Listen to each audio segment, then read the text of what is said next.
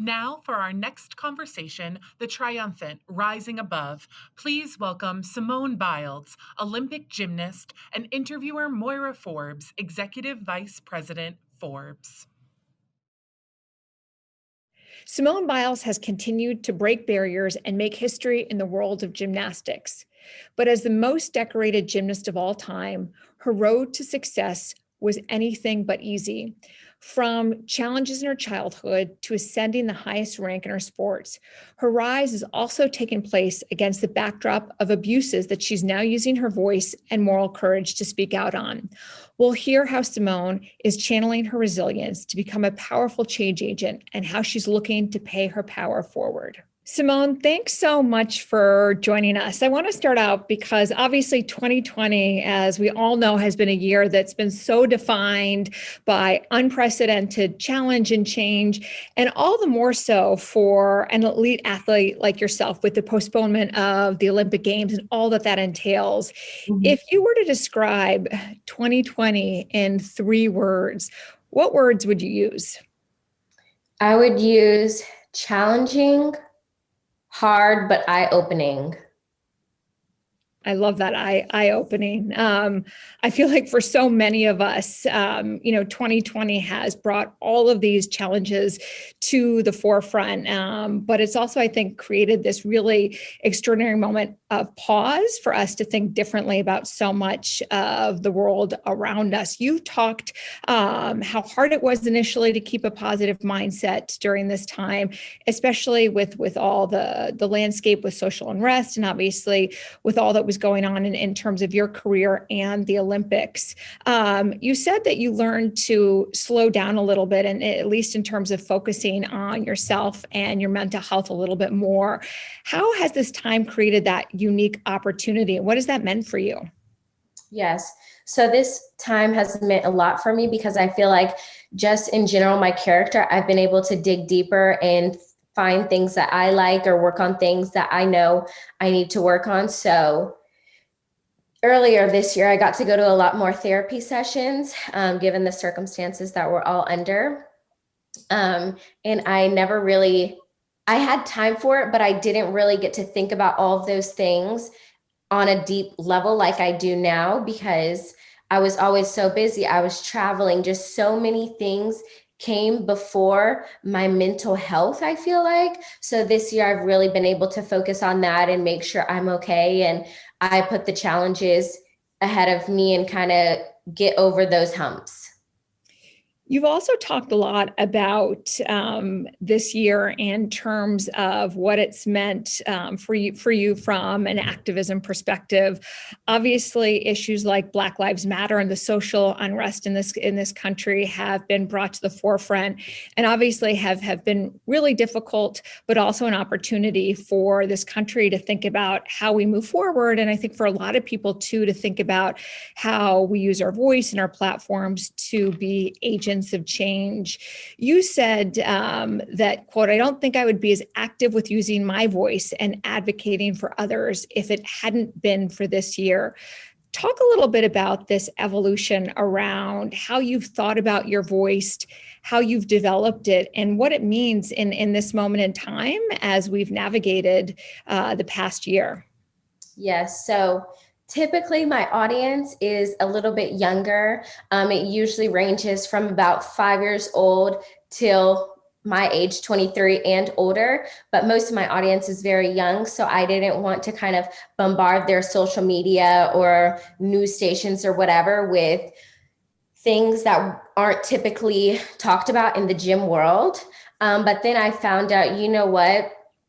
I am a young adult and I can speak up for what I believe in. And if I can be a voice for the voiceless, then that's what I need to do because this year has been very eye-opening. So I think we are all blessed to have the platforms that we do so we can speak up on what needs to happen, what needs to be better, and things like that, because this year has been so crazy for everybody.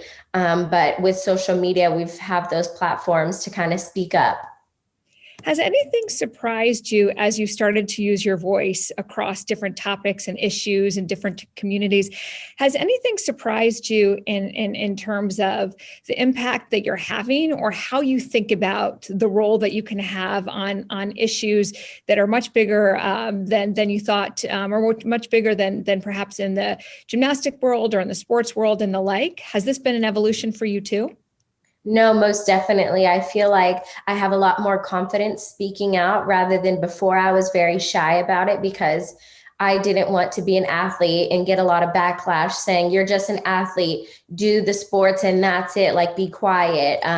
This isn't your topic to talk on, you know? So now I've gotten so much support, and people actually like when we speak out because then they feel that sense of normalcy and they feel like they can relate to us on a certain level, like, oh, the athletes feel this way too, okay, that's good. And so it just kind of makes us not turn a blind side and have them think we only care about sports, because we care about other things in the world too. What do you say to those people who have given that feedback to athletes or other people who are in positions of power or have spotlight? What do you say when they give that feedback, in terms of staying in your swim lane and focus on your sport, not these larger issues? It kind of blows my mind because we have these huge platforms, so we can use them for positive things. So when people say that, I kind of get taken back because, yes, at the end of the day, we're an athlete, but then we're also a human being and we see the news just like you guys. So why can't we speak on it? We're not professional activists or anything like that, but we have a sense of what is right and wrong in the world, and we're allowed to express that. That's why we have freedom of speech.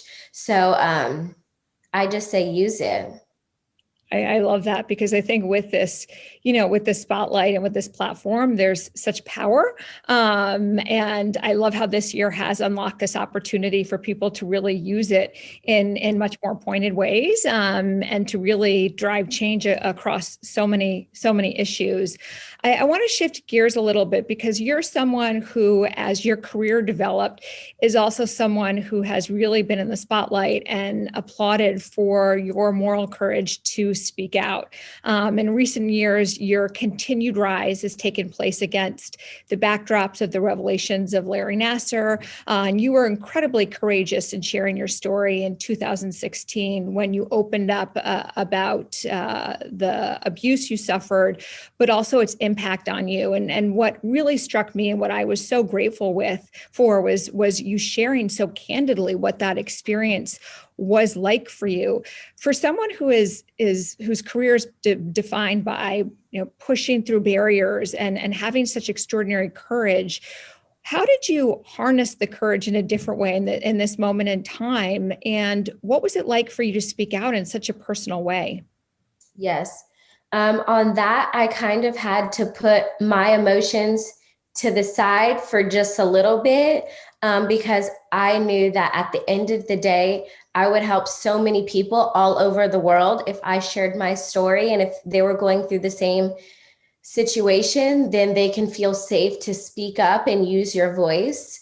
And so I just knew that I was going to help other people, and that's what I wanted to do. So that's why I decided to share my story. And then after, I got so many positive comments and the feedback was amazing. So then, I work on my part. I've been going to therapy for years and stuff like that. So I just kind of put that aside, and I was like, I need to help other people if they're going through the same thing. Say it's okay to not be okay sometimes. And that's why I did it, because I just wanted to help other people and learn that it's okay. You're talking about, this journey for you and having to put certain things aside to focus on other things.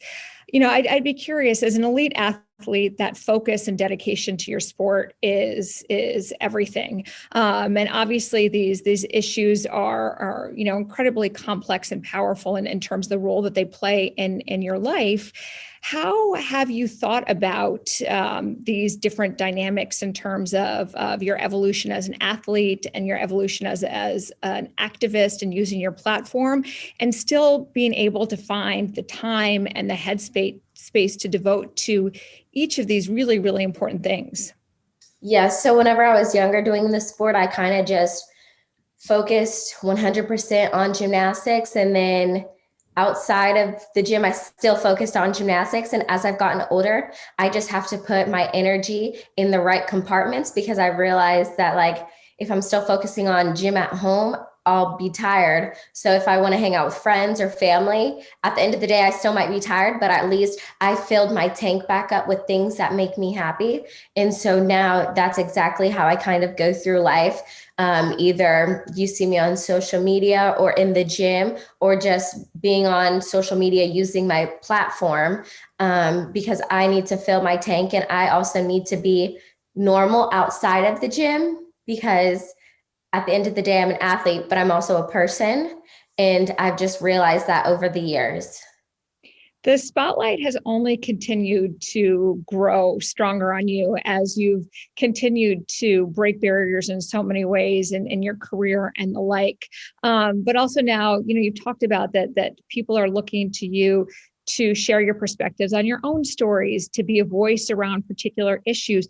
Do you ever feel that also creates an extra dimension of pressure, when already you're someone who is in such a high pressure field, and how do you think about that? So on topics like that, and when situations are happening like that, and speaking out on certain situations that are all over the world, I actually feel a little bit more pressure to do that, because I also don't want to get the backlash that that's not my place. But then again, if they see us athletes, actresses, actors, or different people all over the world speaking out, then they say, if they can do it, I can do it. So then if everybody uses their voice, then something will happen, And that's what we did for the beginning of the year. And so it does put a lot of pressure on me, but I also think of it as something to look forward to, because it's also being a voice for the voiceless, and people who don't have those platforms and can't speak up. So I don't mind it so much anymore. But there are touchy subjects that I'll stay away from, but it is what it is. You've talked a lot about when you do speak out on these issues, or your concerns or hesitations, because there can be a lot of backlash. And when you use your voice, it does require courage, because not everyone agrees, or sometimes it can catalyze, debates or conversations. You're someone who is no stranger, as I said, to the spotlight, no strangers to critics or people, evaluating your performance, both on and off the mat. How have you learned to block out that white noise? And what advice would you give to other people? Because I would imagine you have to have, this clarity of goal and focus, but it's a lot easier said than done when the voices get louder, to block them out. What advice would you give to others in terms of at least how you've approached it? For me, sometimes I turn off the comments and I try not to read them. Sometimes if I post a picture or a tweet or whatever it is, afterwards, I kind of just shut the app out and see what happens. And I also have a really great team that follows me on social media. And if they see anything maybe going sideways, they'll say, okay, Simone, take that down, or that's going great. Keep being a voice, because people are really enjoying and interacting with that. But other than that, I also feel like a lot of the people, they want to see your downfall. So at the end of the day, in my head, I just tell myself, like, walk a day in my shoes and see how hard it is. Although I love the life that I live in, I'm very blessed and I'm grateful. But those can get to you sometimes. But at the end of the day, it's like my family is surrounding me, my friends, and I have a great support system. So it always helps me block it out. When you look at your life and your career, you've had extraordinarily difficult building blocks of recovery and resilience within you. Your road to success wasn't easy at all. Your determination is extraordinary and unparalleled in so many ways, whether it be, challenges growing up in your childhood, navigating this really intense sport, being in the public eye and in the way that you are. How have you learned to harness and hone your resilience over time? What is the Simone of today, or how do you look different than you did, let's say, 5 years ago in terms of how you approach these obstacles, but also how you continue to move forward in spite of them? Mhm. I've always said take it one day at a time, and I think that's helped me stay sane on all of those levels in and out of the gym. Because if I focus on one day at a time, then I don't get too wrapped up in it. But I feel like over the past 5 years, I've grown a lot more confident in myself and who I am as a person. So that's why I'm able to use my platforms and do interviews and speak out, because I truly believe that I'm helping other people. And sometimes it takes a weight off my shoulders to finally say some things that I've kind of been like burrowing inside. So that really helps. You've also said that so much of your career obviously has been defined by these very, very big goals, setting these big markers for yourselves and yourself. And I was really struck when I read in interviews, even when you've had some of the most remarkable career achievements, you've gone off the mat and haven't necessarily felt as good about your performance as the gold medal, the top spot would convey. Has that challenge, or has that dynamic with perfectionism or success been really challenging, and what's the sacrifice that people like yourself have to make to achieve those highest goals? It has been hard because at the end of the day, most of the time I come out on top, but I know what is a good routine and what's a better routine. So whenever I go out there and just do a good routine, I do get a little bit upset because I know in practices they've been better. And that's what I want to do whenever I go out there and perform. I want to show you guys the best routine that I can do and what I've been working so hard on. And so that's why I get a little bit upset sometimes whenever I come off the mat. But at the end of the day, it is what it is. And we go back to training and we work harder. How do you not burn out from that? How do you continue to talk about this positive attitude or continuing to see a silver lining? Obviously, there's moments of huge weight and challenge that you're navigating. And I would imagine, too, that what the public sees, like anyone in a position like yours, can be very different than what you're experiencing day to day. But as we all approach challenges in our life, have there been tools or ways in which you avoid that burnout that you think are helpful for other people to think about as they navigate these huge goals within their own lives? I would say find your joy outside of your sport or your work, so that that's not the only thing you're relying on to fill your tank, because outside you're going to need to fill your tank so that you can go into your job and do the best that you can do. So that's why, yes, in the gym, I put 100% effort, but then whenever I go home, I kind of try to leave work at home. I'm at work at the gym and then do whatever I need to do at home. And I think everybody can learn from that, just so that you're filling your tank up so that when you go back in, you're performing your best. When did you begin to find your joy? So much has been said about your sport that it requires this seriousness and commitment, and this discipline in some ways that feel a little bit different, even when you talk about other elite sports. How did you find that joy? And how has it changed you as an athlete and your performance? Mm-hmm. I've had the joy for the sport since the first day I stepped into the gym. It's what I wanted to do. I actually didn't think I was ever going to make it this far. So I'm very proud of how far I've become and kind of pushed my own personal boundaries as well as the gymnastics boundaries. But what gives me joy in the sport is trying to be the best that I can be, and whatever happens, happens. And that's why my mom always makes me every year write down our goals and just try to attain those. So do you literally write down your goals? Yes, we write short-term and long-term goals for the year. And then what do you do at the end of the year to look back? Do you look back on them regularly, or? No, because I feel like I've always just checked them off as I've gone, and I know in my head what those goals are, but not really. I love that, though. I think sometimes just even for a lot of people, even just the act of writing it down makes it so real and makes your it holds you accountable, because sometimes goals can be so big or so far away or intimidating, that I love that practice of just being, writing them. Sometimes the simplest things can be, the most helpful in keeping you focused. I want to shift gears a little bit and talk about, how you think about yourself as a change agent. You're obviously someone who is, the most decorated gymnast of all time. You have really raised the bar for the sport in incredible ways. At the same time, though, you are holding this sport accountable in terms of issues and power abuses, and really thinking about how to create the most inclusive and dynamic field for future generations. When you think about your legacy or your impact within this arena, what do you hope it will be? I hope that anybody who ever signs up for gymnastics truly feels comfortable with entering their kids in the sport, and they are certain what happened to some of us athletes will never happen again. And that's the hope that I leave, and that the kids will find the joy that I've had and I've loved doing it for years.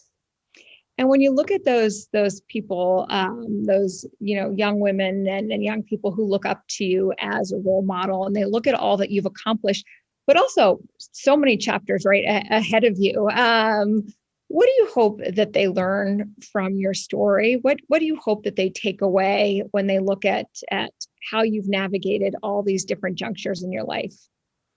No dream is too big. So remember to write down your goals, because you always see the bigger picture in the end, but there are little puzzle pieces that will fit into that bigger piece that you need to navigate. And that's why I've done so well over the years is, yes, I have a big goal at the end, but I need to do the little steps to get there.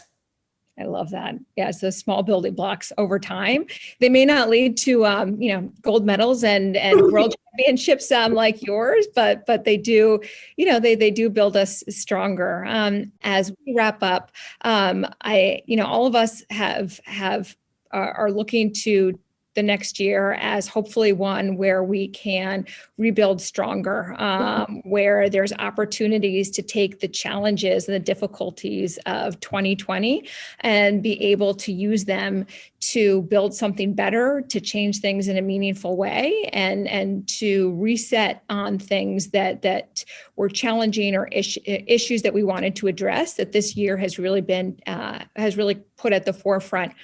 What's one piece of advice you would give to others around rebuilding stronger and harnessing these difficulties to create something better in your own life? I would say don't focus on the negative in your life, focus on the positive, because that will really bring you off your feet and keep you moving forward, rather than when you focus on the bad in the world, you just also have to focus on the good. And that's what keeps me going and keeps me positive. And I just try to live by that. Well, thank you so much, Simone. You're someone who gives so much inspiration and positivity to all of us. It's been such an amazing gift to see all that you've contributed to your sport and beyond. And we're really excited for 2021 when the Olympics, in Tokyo, hopefully, touch wood, everything will continue to move forward according to plan, but we look forward to watching what's ahead. And thank you so much for sharing this really special conversation. You're welcome. Thank you so much.